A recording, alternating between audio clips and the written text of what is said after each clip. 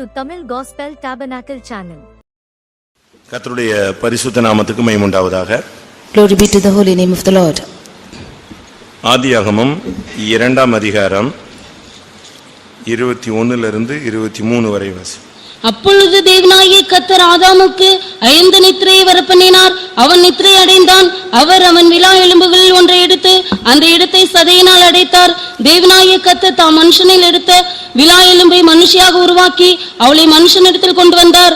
அப்பொழுது ஆதாம், இவள் என் எலும்பில் எலும்பும் என் மாம்சத்தில் மாம்சமாய் இருக்கிறாள். இவள் மனுஷனில் எடுக்கப்பட்டபடியினால் மனுஷி எனப்படுவாள் என்றான். கர்த்தருடைய பரிசுத்த நாமத்துக்கு மகிமை உண்டாவதாக. Glory be to the holy name of the Lord. ஆதியிலே தேவன் மனிதனை உண்டாக்கின ஒரு தன்மை நமக்கு எல்லாருக்கும் தெரியும். We all often know of the aspect that in the beginning God created man. ஆனால் மனுஷியை உருவாக்கினதை அவர் தெளிவாக இங்கே சொல்லுகிறார். But God clearly explains as to how he created woman. மனுஷனை தேவன் மண்ணினாலே உருவாக்கி ஜீவ சுவாசத்தை அவன் நாசியிலே ஊதினார். God created man out of this earth and he breathed in his nostrils the breath of life. மனிதன் ஜீவ ஆத்துமாவாக மாறினான். And man became a living soul. ஆனால் மனுஷியை அவனுடைய விலா எலும்பிலிருந்து அவர் உருவாக்கினார். But God created a woman out of the ribs of man. 21ஆம் வசனத்திலிருந்து நாம் இந்த சத்தியத்தை விளங்கிக் கொள்ள முடியும். In verse 21 onwards we can see of this truth. அவனுக்கு ஒரு அயர்ந்த நித்திரையை தேவன் கட்டளையிடுகிறார். God caused a deep sleep to fall upon him. அவர் அவன் விலா எலும்புகளில் ஒன்றை எடுக்கிறார். And he took one of his ribs. அதை அந்த விலா எலும்பில் ஒரு மனுஷியை உருவாக்குகிறார். And created a woman out of the ribs. அவளை மனுஷனிடத்தில் கொண்டு வருகிறார். And he brought her to the man. அப்பொழுதுதான் அவன் அதை விளங்கிக் கொண்டு இவள் என் எலும்பில் எலும்பும் என் மாம்சத்தில் மாம்சமுமாய் இருக்கிறாள் என்று சொன்னார். Then only he understood that she is the bone of bones and flesh of his flesh. புதிய ஏற்பாட்டிலே எலும்புகளை குறித்து ஒரு பெரிய ஒரு சத்தியம் இருக்கிறது. In the New Testament we have a great truth about the bones. மனிதனுக்கு எலும்பு அவனுடைய வாழ்க்கையில் மிகவும் முக்கியமானது. Bones are most essential to man's life. ஒரு மனிதனுடைய எலும்புகள் ஸ்திரமில்லாவிட்டால் ஒரு மனிதன் நிற்க முடியாது, செயல்பட முடியாது, அவனுடைய வாழ்வு நன்றாக அமையாது. If a man's bones are not strong enough, he cannot stand and his life cannot flourish. இந்த எலும்புகளை குறித்து புதிய ஏற்பாட்டிலே நாம் பேசும் பொழுது உபதேசத்துக்கு ஒப்புமையாக நாம் பேசுகிறோம். When we read about these bones in the New Testament, it is comparable to the doctrines. இந்த எலும்புகளுக்கு உருவாக்கும் சக்தி உள்ளது. These bones have the capacity in order to create. எப்படி மனிதனை உருவாக்கினாரோ அதுபோல இந்த எலும்பினாலே மனுஷியை உருவாக்கினார். However he created man out of the dust, even so he created woman out of these bones. ஆதியாகமம் 2ஆம் அதிகாரத்திலே 7ஆம் வசனத்திலே பூமியின் மண்ணினாலே அவனை உருவாக்கினார். In Genesis chapter 2 verse 7 we see that he created man out of the dust of the ground. ஆதியாகமம் 2:22 நாம் பார்க்கும் பொழுது எலும்பினால் விலா எலும்பை மனுஷியாக உருவாக்கினார். In Genesis 2:22 we see that out of the rib he created woman. அப்போ மண்ணினாலே உருவாக்கப்பட்டவன் மனுஷன், எலும்பினாலே உருவாக்கப்பட்டவள் மனுஷி. Man who is formed out of the dust and woman who is formed out of the ribs.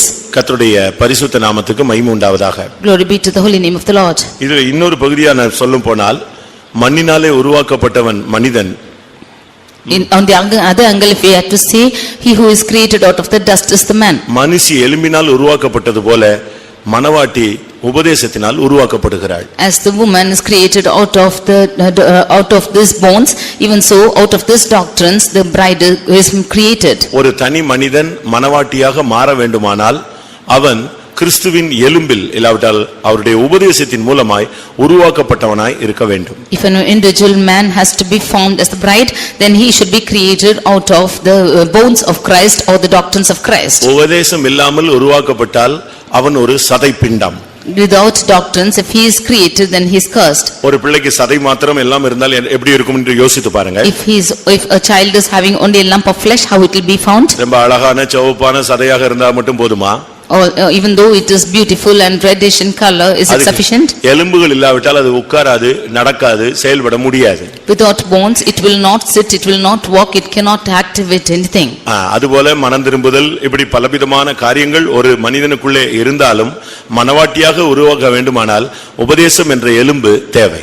Even so, although repentance and such things are found in man, if a man has to be created to the bride of Christ, there should be a doctrine. Pastor SP honest அவர்கள் பிரான்ஸ்ல ஊழியத்துக்கு போயிருந்த பொழுது When our pastor S.B. Ernest went to France to his ministry, அங்கே ஊழியம் வித்தியாசமான நிலவரத்திலே காணப்பட்டது. ministry was found in a different view there, இவர் புதிதாக அங்கே போயிருந்தார். and he went there. சபையிலே அவருக்கு ஒரு நல்ல ஸ்தானம் இருந்தது. He had a good position in this church. ஆனால் அங்கே சபையினுடைய மெம்பர்கள் எல்லாம் மிகவும் குறைவு. அவர்கள் வெளிநாட்டினர். அவங்களுடைய கல்ச்சர் எல்லாம் வித்தியாசமாக இருந்தது. But in the foreign countries, all the members were few and their culture was different. அவர்கள் இந்தியர்களை அதிகமாக மதிப்பதில்லை. They do not respect the Indians.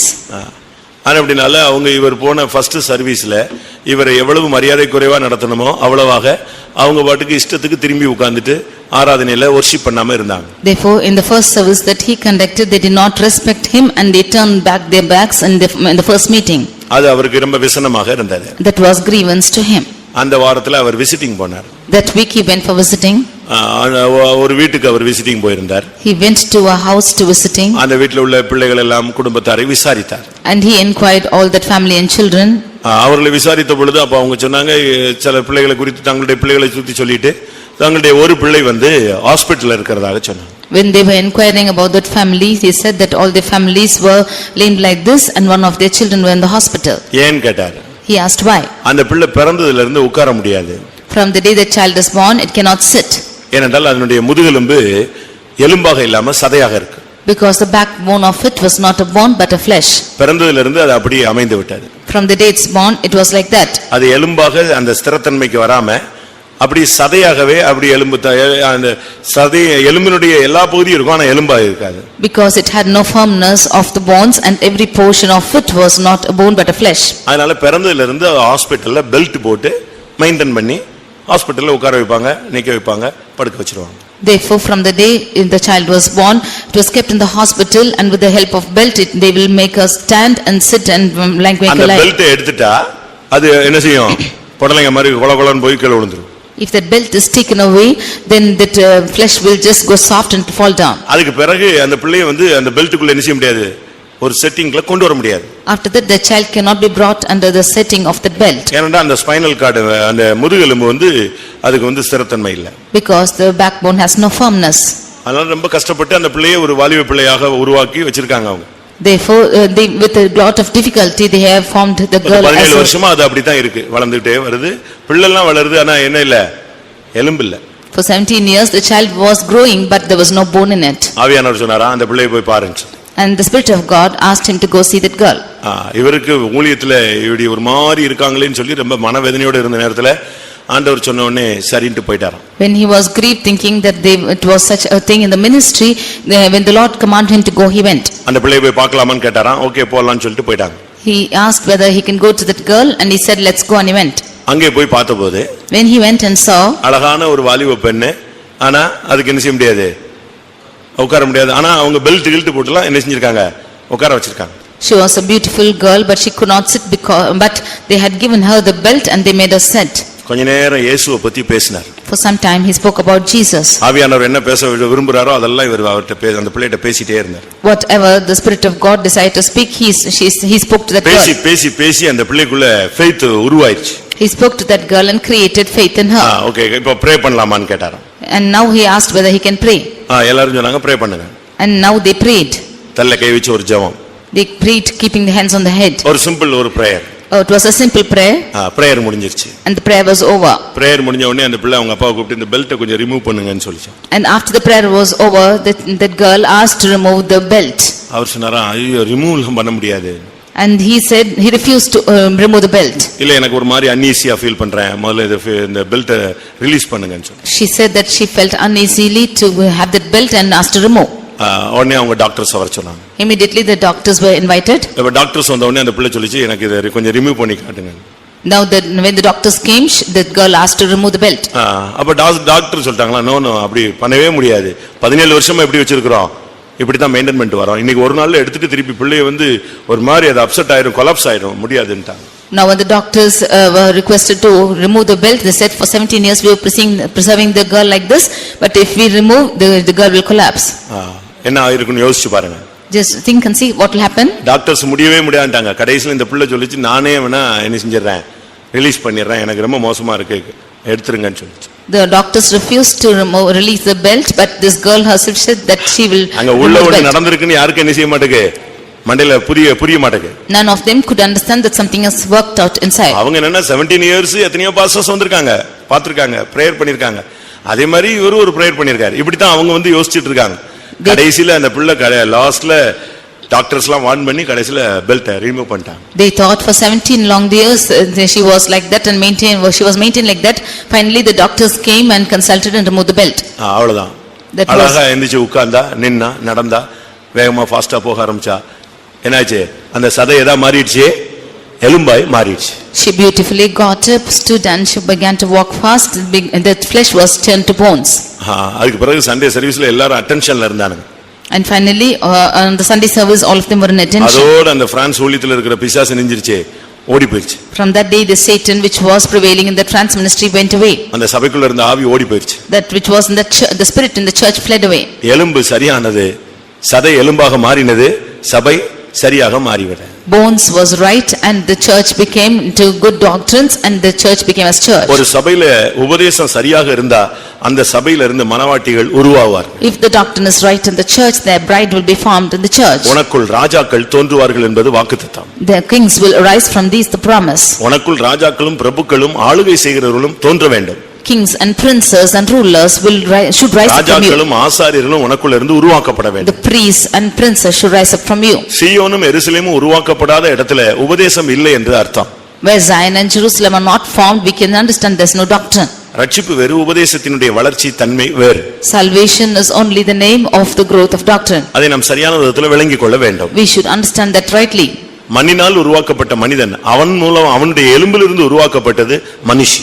Man who is created out of the dust and the woman is created out of his bones. ஆண்டவராகிய இயேசு கிறிஸ்து இந்த உலகத்துல மனிதனாக உள்ளே வந்தார். Jesus Christ came to this world as a man. அவருடைய எலும்பலாகிய உபதேசத்தின் மூலமாய் உருவாக்கப்படுகிறதான் மனவாட்டி சபை. By his bones, which is the doctrine, the bride church is formed. அவளை அழைத்து கொண்டு வந்து ஆண்டவர் அவனிடத்தில் நிப்பாட்டினார். அவன் சொன்னா, இவள் என் எலும்பிலிருந்து எடுக்கப்பட்டபடினால் இவன் என் எலும்பில் எலும்பும் என் மாம்சத்தில் மாம்சமாய் மாறிவிட்டாள். He called her and brought her to him and she said that he is now the bones of bone of my bones and flesh of my flesh. இது எல்லா விவாகங்களிலும் சொல்லக்கூடிய ஒரு வார்த்தை. This is the word spoken in all weddings. நாமும் கூட அவருடைய எலும்புகளுக்கு எலும்பாக மாறி இருக்கிறோம். We too have become the bone of his அப்படி bones. மாற்றப்பட்டிருந்தால் தான் நமக்குள்ள இருந்து ஒரு மனவாட்டி உருவாக முடியும்.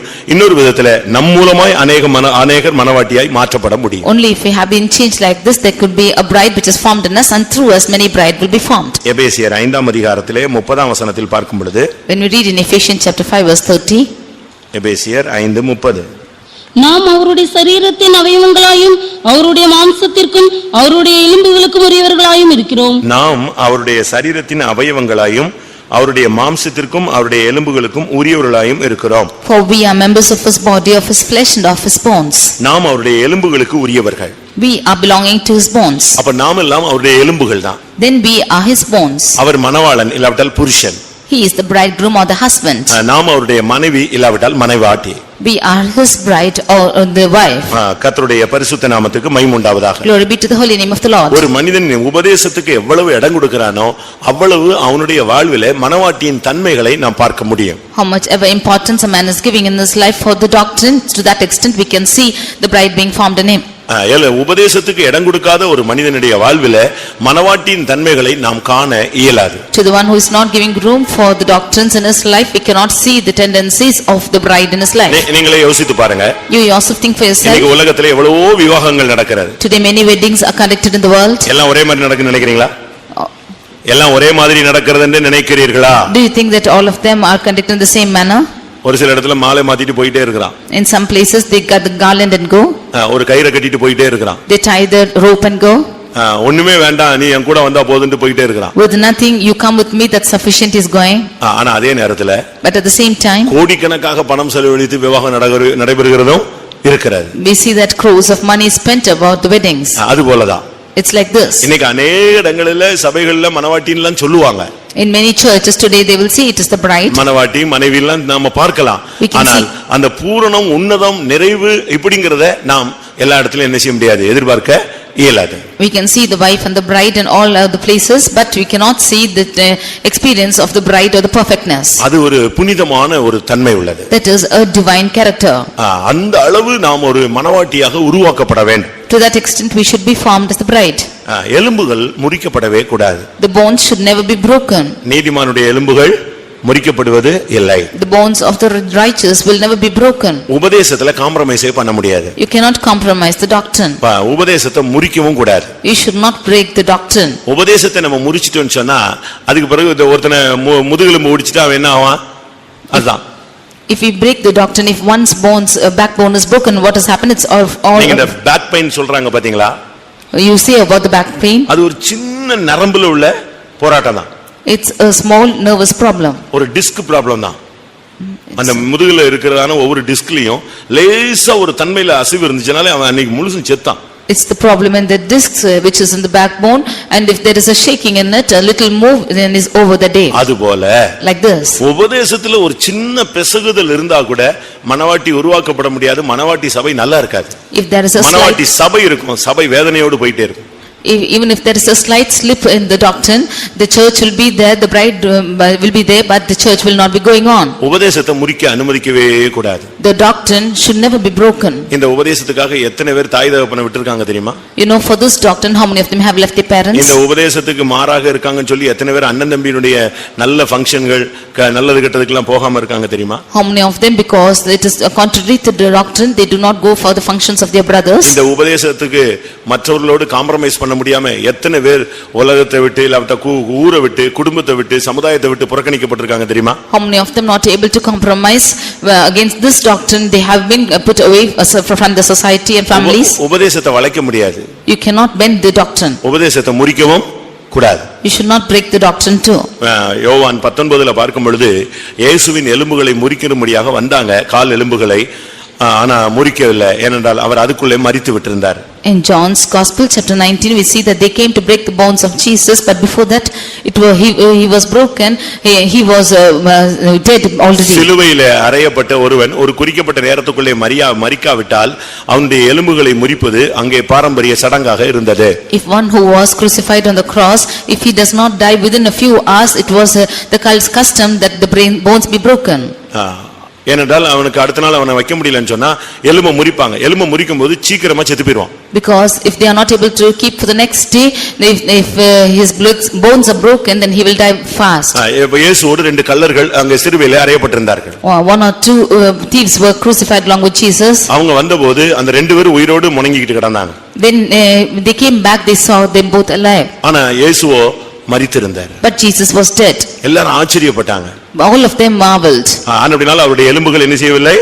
முறிக்கப்படவில்லை. Therefore his bones were not broken. யோவான் 19ஆம் அதிகாரத்திலே 36ஆம் வசனத்திலே நாம் இதை பார்க்க முடியும். John's Gospel 19:36 we can see this. உபதேசத்தை முறிக்கிறதுக்கு நம்ம இடம் கொடுக்கவே கூடாது.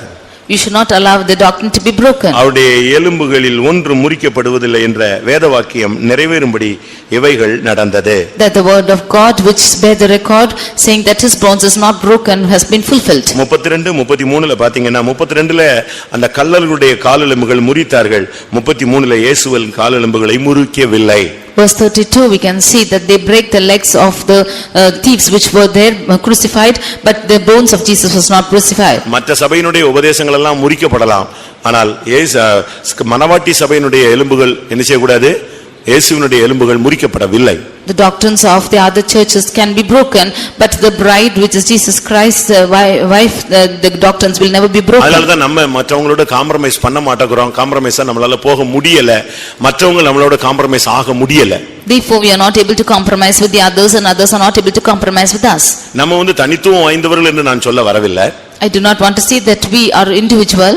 அவங்க உபதேசத்துல ஒத்து போகாதனால அவங்களே நம்மள தனித்துவமா மாத்தி விட்டுட்டு போயிட்டாங்க. But because they are not able to coincide with our doctrines, they themselves have gone away. கர்த்தருடைய பரிசுத்த நாமத்துக்கு மகிமை உண்டாவதாக. Glory be to the holy name of the Lord. இயேசுவினுடைய எலும்புல விலாவில அவர்கள் குத்தினார்கள். They just pierced him through the ribs of Jesus. இயேசுவினுடைய விலாவில குத்தின பொழுது அங்கிருந்து இரத்தமும் தண்ணீரும் புறப்பட்டு வந்தது. When they pierced the side of Jesus, there came out blood and water. விலாவிலிருந்து தான் இங்கே அந்த பெண் உருவாக்கப்பட்டாள். It was out of the ribs that this girl was formed. இயேசுனுடைய விலாவில தான் குத்துறாங்க. They pierced him on his ribs. யோவான் 19:34 அங்கதான் குத்துனாங்க. அங்க இரத்தமும் தண்ணீரும் உடனே வெளிப்பட்டது. In John 19:34 we see that pierced him on his side, then they came out of blood and water. ஆண்டவராகிய இயேசு கிறிஸ்து மணவாளன், அவர் ஒரு சரியான மனுஷன். அவருக்குள்ள இருந்து அந்த மணவாளன் அந்த மனுஷகுமாரனுடைய விலாவில் இருந்து குத்தின பொழுது இரத்தமும் தண்ணீரும் உடனே புறப்பட்டது. Jesus Christ is the bridegroom, and when they pierced the side of Jesus Christ the bride, they came out blood and water. அதிலிருந்து என்ன விளங்கிக் கொள்கிறோம்? What do we understand from this? விலாவில் இருந்து அவர் அந்த உபதேசத்திலிருந்து அந்த இரத்தம் ஜீவனும் தண்ணீரும் அன்பும் வெளிப்பட வேண்டும். From that doctrine, that blood which is the life and water love should come out. புதிய ஏற்பாட்டு உபதேசத்துல ஜீவனும் இருக்கணும், அன்பு இருக்கணும். There should be love and life in the doctrine or with the New Testament உபதேசத்துல doctrine. ஜீவன் இல்லைன்னா அது ஒரு காரியத்தை செயல்படுத்தாது. If there is no life in the doctrine, it will not work out a matter. உபதேசம் சொல்லிட்டு அன்பை விட்டுட்டோம்னா ஒரு பிரயோஜனமும் கிடையாது. When you say doctrine and you leave love, which there's no use. கர்த்தருடைய பரிசுத்த நாமத்துக்கு மகிமை உண்டாவதாக. Glory be to the holy name of the Lord. அன்றைக்கு அந்த மனுஷனுடைய விலா எலும்பிலே மனுஷியை உருவாக்கினார். இன்றைக்கு கிறிஸ்துவின் எலும்பாகிய இல்லாவிட்டால் விலாவை எலும்பாகிய அந்த உபதேசத்திலிருந்து மணவாட்டியை கர்த்தர் உருவாக்கி கொண்டு வருகிறார். That day from the ribs of man did God create woman. Even today from the ribs of Jesus, from the doctrine of Jesus, the Lord created நாம் the எல்லாரும் bride. அவருடைய அவருடைய எலும்பில் எலும்பாய் மாறி இருக்கிறோம். Therefore we are the bone of his bones. அவருடைய எலும்புகளுக்கு உரியவர்களாய் மாறி இருக்கிறோம். And we are becoming hairs of the bones. கர்த்தருடைய பரிசுத்த நாமத்துக்கு மகிமை உண்டாவதாக. Glory be to the holy name of the Lord. நாம் சிலருடைய எலும்புகளை குறித்து படிக்கலாம். We can read about certain bones. ஆதாமின் எலும்பில் ஒரு உருவாக்கும் சக்தி இருந்தது.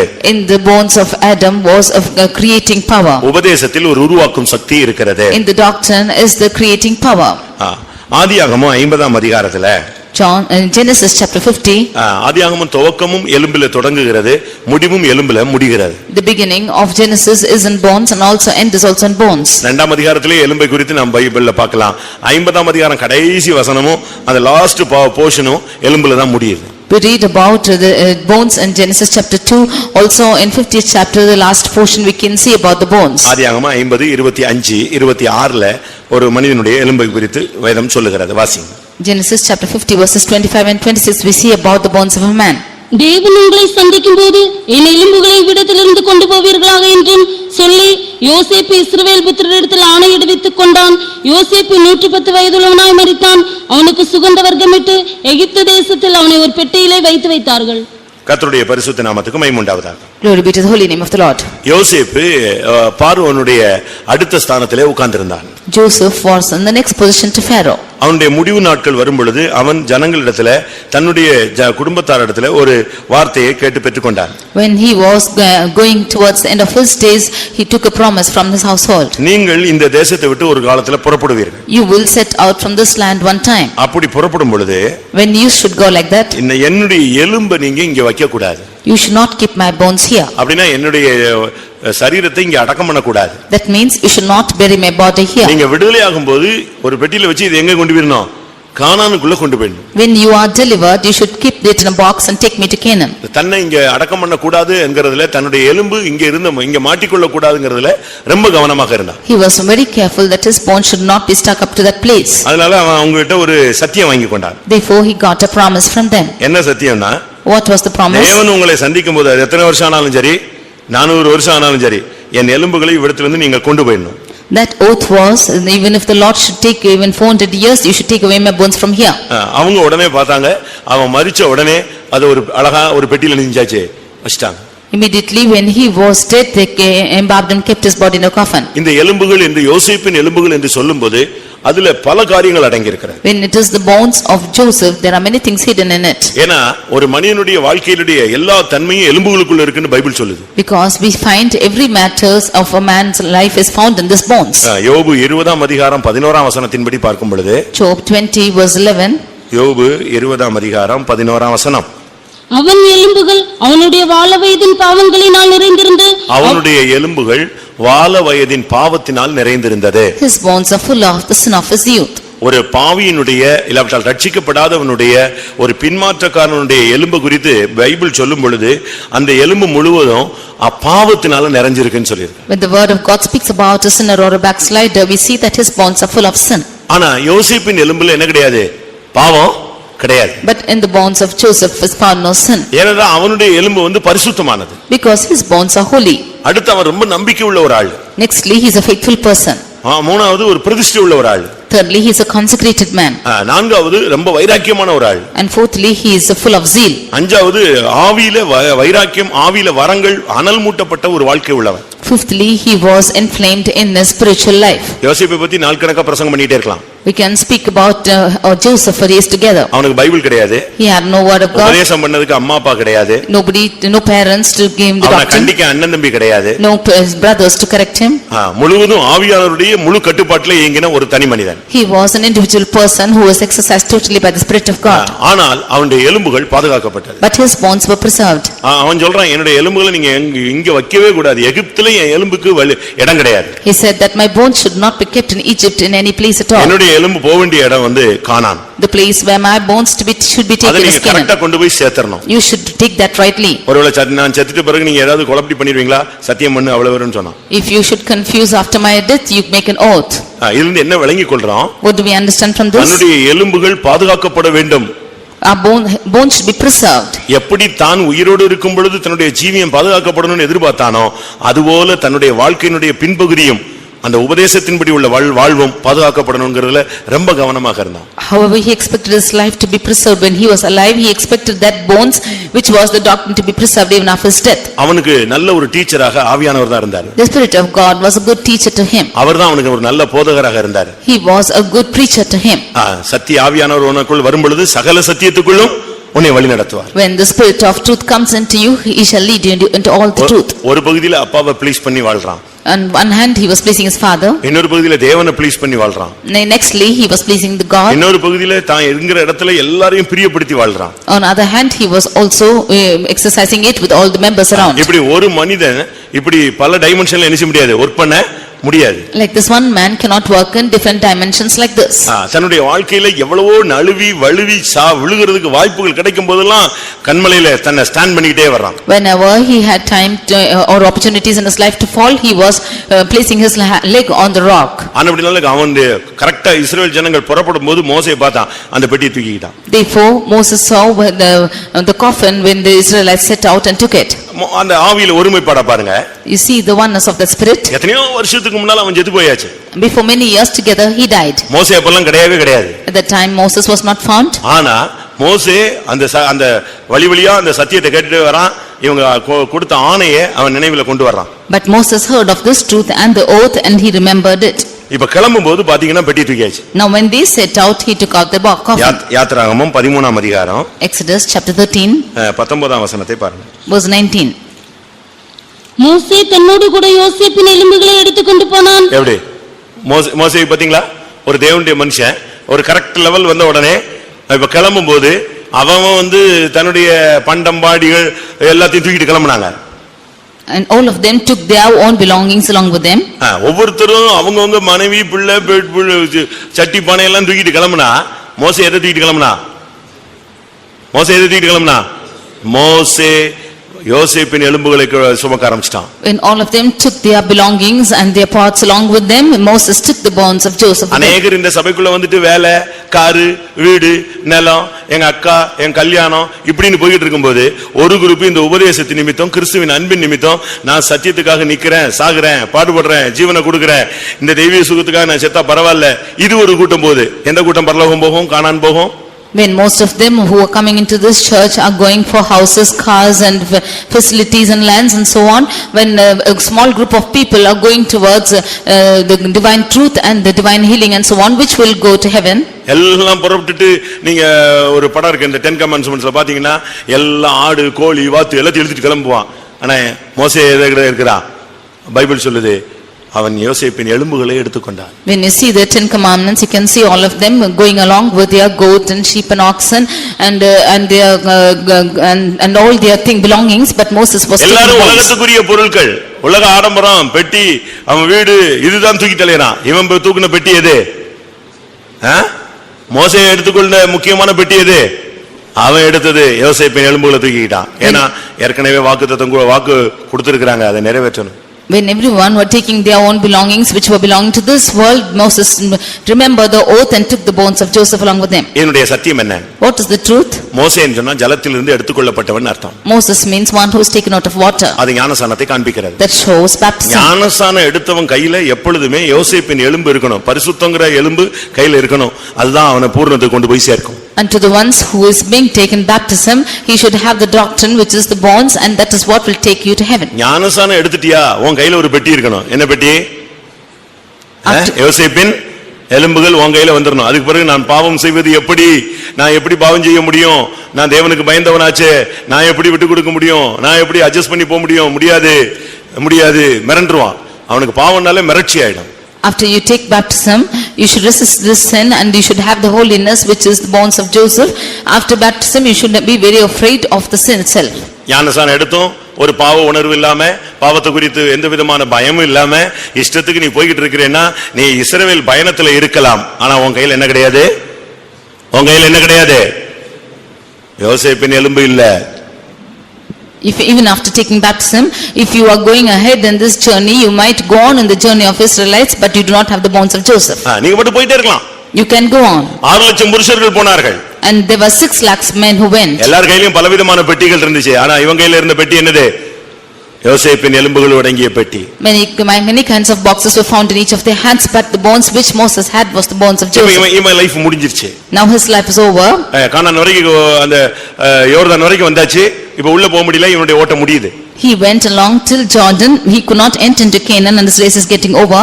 கரெக்ட்டா பாருங்க, யோசேப் அந்த பெட்டியை கேட்ச் பண்ணிட்டான். Nextly Joshua caught over this box. ஆவிக்குரியவங்கன்னு சொன்னா உபதேசத்துல அவங்க எப்படி இருக்காங்கறத வச்சு தான் என்ன முடியும், கண்டுபிடிக்க முடியும். You can see those of them who have the spirit are catching on to these doctrines. யோசுவா 24ஆம் அதிகாரம், Joshua chapter 24 32ஆம் வசனம். verse 32. யோசுவா 24:32. இஸ்ரவேல் புத்திரர் எகிப்திலிருந்து கொண்டு வந்த யோசேப்பின் எலும்புகளை அவர்கள் சீகேமிலே யாக்கோபு சீகேமின் தகப்பனாகிய எமோரியருடைய புத்திரரின் கையில் 100 வெள்ளி காசுக்கு கொண்ட நிலத்தின் பங்கிலே அடக்கம் பண்ணினார்கள். இஸ்ரவேல் புத்திரர் இப்ப எங்க கொண்டு வந்துட்டாங்க? யோசேப்பின் எலும்பை யாக்கோபு வாங்கி வச்சிருந்த நிலத்துக்கு கொண்டு வந்து அடக்கம் பண்ணிட்டாங்க. Now the children of Israel took the bones of Joseph to the place which was bought by Jacob.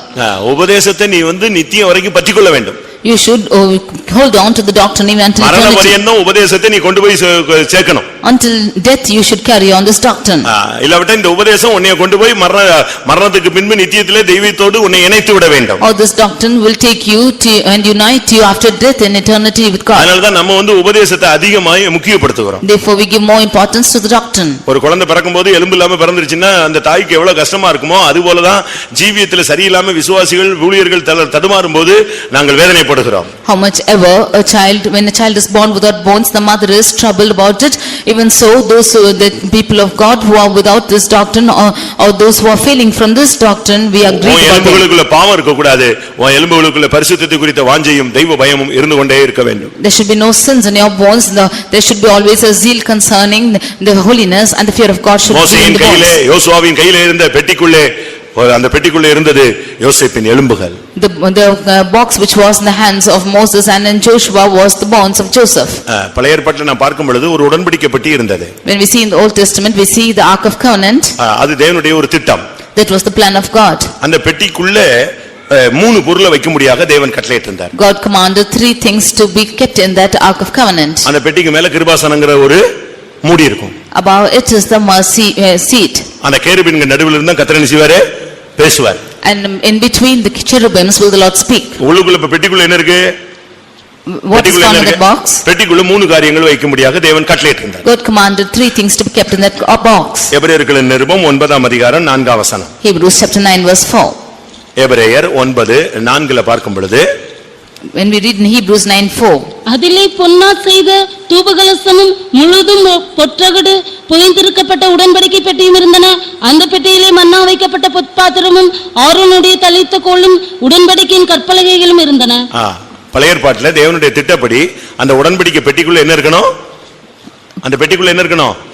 மன்னா வைக்கப்பட்ட பொற்பாத்திரம், ஆரோனுடைய தளிர்த்த கோல், 3வது உடன்படிக்கையின் 2 கற்பலகைகள். According to the Old Testament covenant, we see that in the Ark of the Covenant was three things: golden pot that had manna, Aaron's rod that budded, and tables of covenant. எகிப்திலிருந்து காலாகாலமாய் பாதுகாக்கப்பட்டு சுமந்து வந்த பெட்டிக்குள்ளே யோசேப்பின் எலும்பு இருந்தது போல இந்த உடன்படிக்கை பெட்டிக்குள்ளே கர்த்தர் மூணு காரியத்தை வைக்கும்படியாக கட்டளையிட்டார்.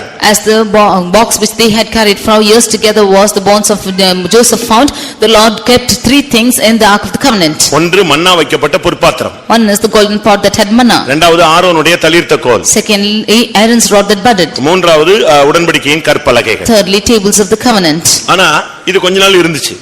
That was there for a few years. மன்னா வைக்கப்பட்ட பொற்பாத்திரங்கிறது இஸ்ரவேல் ஜனங்களை 40 வருஷம் கர்த்தர் விதைப்பும் இல்லாம அறுப்பும் இல்லாம அவர்களை நிச்சயதா டெய்லி போஷித்தார் என்பதற்கு ஒரு அடையாளம். இன்னொரு விதத்துல தூதருடைய அப்பத்தை கொடுத்தார் என்பதற்கு ஒரு அடையாளம். இன்னொரு விதத்துல தேவனுக்கு மனிதனை போஷிக்கக்கூடிய எந்த சக்தியும் இருக்கிறது என்பதற்கு ஒரு அடையாளம். As a sign that golden pot had manna, God fed the children of Israel for 40 years in the wilderness, and secondly, it was the food of the angels which God gave to man, and thirdly, God can feed man in any situation. இத புதிய ஏற்பாட்டு விதத்துல பார்க்கும் பொழுது when you see that in the New Testament, ஒவ்வொரு நாளும் அதிகாலை நாம் தேவனை தேடி தேவனிடத்திலிருந்து பெற்றுக்கொள்ளக்கூடிய கிருபையை காண்பிக்கிறது. இரண்டாவது, ஒவ்வொரு நாளும் நாம் வேத புத்தகத்தை வாசித்து நாம் பெற்றுக்கொள்ளக்கூடிய வெளிப்படுத்தலை காண்பிக்கிறது. It shows the grace of God which we should receive every early morn, and secondly it shows the word of God by which we should receive the counsel of God. நான் திரும்பவும் சொல்லுகிறேன், again repeat, இது புதிய ஏற்பாட்டிலே ஒவ்வொரு நாளும் காலையில நாம் பெற்றுக்கொள்ளக்கூடிய புதிய கிருபையை காண்பிக்கிறது. இரண்டாவது, வேதத்திலே நமக்கு கிடைக்கிற வெளிப்படுத்தலை காண்பிக்கிறது. In the New Testament it shows about the grace which we receive every early morn, and the revelation which we receive from the word of God. ஏனென்றால் because இந்த மன்னா காலையில பொழிந்தருளப்படும். this manna is being poured out in the morning. பகல்ல இது வராது. It will not come in the daytime. நைட்லயும் வராது. It will not come at night. இது early morning தேவனிடமிருந்து வரும். It will appear in the early morn from God. அத காலையில ஜனங்கள் அதிகாலையில சூரியன் உதிக்கிறதுக்கு முன்னால போய் பொறுக்கி எடுத்துக்கொள்வார். These the people of God will go early morn before the sun rises and carry them. Sunrise ஆகி சன் ஹாட் ஆயிருச்சுன்னு சொன்னா என்ன ஆயிடும்? இந்த மண்ணா நெஞ்சிரும் வந்திருக்கும். பட் அது என்ன செய்யாது? கண்ணுக்கு தெரியாது. அது பிறகு ஊறி போயிடும், ஒண்ணும் இல்லாம போயிடும். But when the sun rises and the sun's heat is falling, this manna will not be found, it will melt. எப்படி இருக்கும்னு யோசிச்சு பாருங்க. You think and see how it will be. வெயில் ஏற ஏற இந்த மண்ணா அப்படியே உருகிரும்.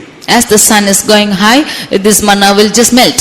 அதுல இருந்து என்ன விளங்கிக் கொள்கிறோம்? What do we understand from this? அதிகாலையில் என்னை தேடுகிறவன் கண்டடைவான், காலைதோறும் கர்த்தருடைய கிருபைகள் புதிதாக இருக்கிறது. He who seeks me early shall find me, every morning his grace is new. அப்ப அது பிறகு ஒண்ணும் கிடைக்காதா? Then after that will you not receive it? பழைய ஓல்ட் கிருபையை வச்சுக்கிட்டு அன்னைக்கு ஃபுல்லா வண்டி ஓட்ட வேண்டியதான். With the old grace you have to run that race the day. காலையில தேவ சமூகத்துல உட்கார்ந்து வேதத்தை வாசிக்கும்போது தேவனிடத்திலிருந்து நமக்கு அந்த வசனங்கள்ல இருந்து வேதத்தின் அதிசயங்களை நாம் என்ன செய்ய முடியும்? காண முடியும், வெளிப்படுத்தலை பெற்றுக்கொள்ள முடியும், நமக்கு தேவையான வார்த்தைகளை பெற்றுக்கொள்ள முடியும். In the early morning when we sit and read the word of God, we can receive the revelations, we can receive the mysteries of God and the grace we need for that day. ஒவ்வொரு நாளும் தேவனுடைய வார்த்தையிலிருந்து நம்ம ஜீவனை பெற்றுக்கொண்டே இருக்கணும். We can receive life from the word of God every day. அதனால தான் வேதத்தின் அதிசயங்களை காணும்படி என் கண்களை திறந்தருளும் சொல்றோம். Therefore it says, open my eyes to see the mysteries of the word of God. உலகத்திலே சொல்றான், காலை எழுந்தவுடன் என்ன செய்ய? படி. முதல்ல செய்ய வேண்டியது அதுதான். அது உலகத்துல நம்ம பிள்ளைகளுக்கு சொல்லி கொடுக்கிறோம். ஆனா நம்ம காலையில எழுந்த உடனே Bible படிக்கிறோமா? Even in the world we teach our children as to get up early in the morning and study, but நாட்கள் போனபோது as days went by, இந்த பெட்டி இருந்துச்சு, பெட்டிக்குள்ள இருந்த பொருள்கள் எல்லாம் மிஸ்ஸிங் ஆயிடுச்சு. The Ark of the Covenant was found, but the things within that covenant box was missing. ஒன்னு மன்னா. One is manna.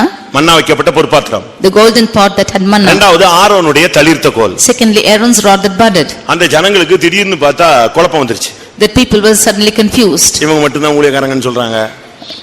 இவங்க மட்டும் தான் ஊழியக்காரங்கன்னு சொல்றாங்க. They say that they only are the servants of God. நம்மளும் ஊழியம் செய்யலையா? And are we not servants? அப்ப நமக்கெல்லாம் கானான் கிடையாதா? Then are we not the servants of God? நாங்க தான் ஊழியம் செய்றோம். We are also doing the ministry of God. ஜனங்கள் எல்லாரும் பரிசுத்தவான்கள் தான். All of them in our eyes are holy. இவங்க வந்து டிஃபரன்ஸ் பண்றாங்க. They are differentiating themselves. ஜனங்களை பிரிக்கறாங்கன்னு சொல்லி என்னாகமத்துல ஒரு குழப்பம் உண்டாயிடுச்சு. They are confusing the people, that they are separating people. இப்படி ஒரு சூழ்நிலை வந்தபோது தேவன் யாரை தனக்கென்று தெரிந்து கொண்டார் என்பதை நிரூபிக்கிற ஒரு கட்டம் வந்தது. When such a situation prevailed, there came a situation as to prove as to whom God has chosen. அப்ப சொன்ன மோசே மூலமா கர்த்தர் சொன்னாரு, 12 கோத்திரத்திலிருந்து 12 கோல் என்ன செஞ்சிட்டு வாங்க, எடுத்துட்டு வா. Then through Moses, God commanded to take the 12 rods out of 12 tribes. வாதுமை மர கோலை எடுத்துட்டு வாங்க. You should take the rod out. ஒவ்வொரு கோல்லையும் 12 கோத்திரத்து பேர் எழுதிரு. You write the name of each of the tribe in each of the rods. 12 கோலையும் கொண்டு தேவசமூகத்துல வை. You bring all the rods and keep in the presence of God. ஒரே நைட்ல அது என்ன செய்யணும்? ஒரே நைட்ல என்ன செய்யணும்? அது தளிர்க்கணும். In one night that rod should sprout. எது தளிர்த்து கிளியர் ஆயிருச்சோ அதுதான் தேவன் தெரிந்து கொள்றதுன்றாங்க. Whichever is sprouting and bringing forth, yielding forth things, that is what God has chosen. எல்லாம் தேவனுடைய சமூகத்துல கொண்டு போய் வச்சா, when all of them kept that in the presence of God, காலையில போய் பார்த்தா எல்லாம் விழித்து இருக்குதே தவிர என்ன செய்யல? ஒண்ணும் தளிர்க்கல. ஒண்ணே மட்டும் தளிர்த்து வாசிங்க. என்னாகமம் 17:8. என்னாகமம் 15:8. சத்தமா வாசிங்க. மறுநாள் மோசே சாட்சியின் கூடாரத்துக்குள் பிரவேசித்த போது இதோ லேவியின் குடும்பத்தாருக்கு இருந்த ஆரோனின் கோல் துளிர்த்திருந்தது. அது துளிர்விட்டு பூ பூத்து வாதுமை பழங்களை கொடுத்தது. அது துளிர்விட்டு பூ பூத்து வாதுமை பழங்களை கொடுத்தது. It sprouted and it brought forth the fruits of almonds. சத்தமா சொல்லுங்க. 17:8. 17:8. என்னாகமம். என்னாகமத்திலே 17ஆம் அதிகாரத்திலே 8ஆம் வசனத்திலே நீங்க இத பார்த்துக் கொள்ளலாம். Numbers 17 verse 8 we can see this. ஆரோனுடைய கோல் துளிர்த்திருந்தது.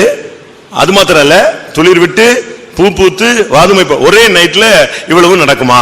அதுதான் தேவன் யாரை தெரிந்து கொள்றாரோ அவன் ஒரே நைட்ல கூட பரிசுத்தமாயிடுவான்.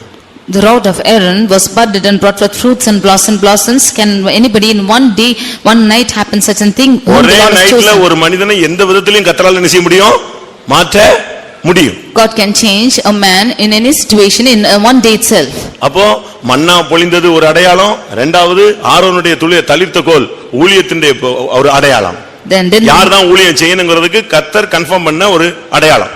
The manna being poured out is a sign, and secondly Aaron's rod that budded, that means anyone who can do the ministry of God is a sign. Nextly is 10 commandments. நீ எதை செய்யாதிருப்பாயாக அதை செய்யாதிருப்பாயாகன்னு ஒரு 10 கட்டளை. There are 10 commandments as to what you have to do and what you not do. ஆனா நாட்கள் போனபோது, but as days went by, ஆரோனுடைய தளிர்த்த கோல் எங்க போச்சுன்னு தெரியல. தூக்கிட்ட ஓடிட்டானுங்களா, என்ன உடைச்சு போட்டாங்களா, ஏதோ பண்ணிட்டானுங்க. அது சுத்தமா காணவே காணோம். We cannot see as to where the rod of Aaron was found because it was lost at மன்னா வைக்கப்பட்ட பொற்பாத்திரமோ கிடையவே கிடையாது. And the golden pot that had manna was also not found. புதிய வெளிப்படுத்தல் உள்ள பிரசங்கங்களும் இன்னைக்கு இல்ல. ஆண்டவர் தெரிந்து கொண்ட ஊழியத்தையும் காணோம். இப்ப இருக்கிறது பாத்தீங்கன்னா இந்த 10 கட்டளைகளை வச்சிட்டு சுத்திட்டு இருக்காங்க எல்லாரும். There are no new revelations and the commandments which the Lord had given, and there's no new priesthood, but they are having only the 10 commandments and going about. நான் சொன்னது உண்மையா? Is it true? 2 நாளாகமம் 2 Chronicles 5ஆம் அதிகாரம் chapter 5 10ஆம் வசனத்துல அந்த ஆலயத்துல வைக்கும் பொழுதே அதை காணோம். verse 10 we can see when they kept in the temple it was not found. இஸ்ரவேல் புத்திரர் எகிப்திலிருந்து புறப்பட்ட பின் கர்த்தர் ஓரேபிலே அவர்களோடு உடன்படிக்கை பண்ணின போது மோசே அந்த பெட்டையிலே வைத்த 2 கற்பலகைகளை அல்லாமல் அதிலே வேறொன்றும் இருந்ததில்லை. பாருங்க, மோசே வச்ச கற்பலகைகள் தான் இருந்துச்சே தவிர எது இல்ல? எது கிடையாது? ஆரோனுடைய தளிர்த்த கோல் கிடையாது, மன்னா வைக்கப்பட்ட பொற்பாத்திரமோ இல்ல. When they were kept in the Horeb, we can see that Moses kept the 2 tables, only that was found, but the manna pot and the rod of Aaron was not found. இதிலிருந்து என்ன விளங்கிக் கொள்கிறோம்? What do we understand from this? இன்றைக்கு சபைகளில வெளிப்படுத்தல்கள் இல்ல, அப்போஸ்தல ஊழியங்கள் இல்ல, ஏதோ பிரமாணங்களும் உபதேசங்களும் அப்படின்னு சொல்லிட்டு கற்பனைகளையும் ஏதாவது ஒரு மனித கற்பனைகளை ஏதாவது ஒன்னு பிரசங்கம் பண்ணி டைம் வேஸ்ட் பண்ணிடுறாங்க. Today in the churches we cannot see the golden pot or the revelation in the church, and you cannot see the Aaron's rod which is the priesthood, but you can see only the commandments or laws which they have kept for their church. கர்த்தருடைய பரிசுத்த நாமத்துக்கு மகிமை உண்டாவதாக. Glory be to the holy name of the Lord. நம்ம கையில ஒரு பெட்டி இருக்க வேண்டும். We need to have a box. அந்த பெட்டிக்குள்ள என்ன இருக்கணும்? What should be found in that box? யோசேப்பின் எலும்புகள் இருக்க வேண்டும். The bones of Joseph must be found. ஆரோனுடைய தளிர்த்த கோல் இருக்க வேண்டும். The Aaron's rod that budded should be found. மன்னா வைக்கப்பட்ட பொற்பாத்திரம் இருக்க வேண்டும். The golden pot that had manna should be found. யோசேப்பின் எலும்புகள் கரெக்ட்டாக யாக்கோபினுடைய கல்லறைக்கு கொண்டு போய் சேர்க்கப்பட்டது. Bones of Joseph was exactly taken to the sepulchre of Jacob. அது சரியான அர்த்தம் கானானிலே கொண்டு போய் சேர்ந்தது. And the right meaning is it was joined to Canaan. அதுபோல நம்ம மரித்தா கூட நம்ம பரலோகம் போய் சேரணும். Like this, even if we should die, we should go and reach heaven. என்னவோ வாழ்ந்தோம் மரித்தோம்னு போயிடக்கூடாது. Should not say somehow we lived and died. நம்முடைய எலும்புகள் எல்லாம் பரிசுத்தமா இருந்தா அந்த நிலவரம் நடக்கும். If our bones are all holy, then that will happen. நம்முடைய எலும்புகள் சரியில்லைன்னு சொன்னா ரொம்ப கஷ்டம். If our bones are not right, it's very difficult.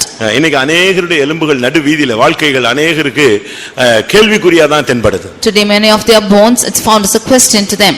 1 சாமுவேல்ல பார்க்கும் பொழுது When we read in 1 Samuel, Saul யோனத்தான் இவங்களுடைய எலும்புகள் எல்லாம் அங்கங்க சிதறி கிடந்தது.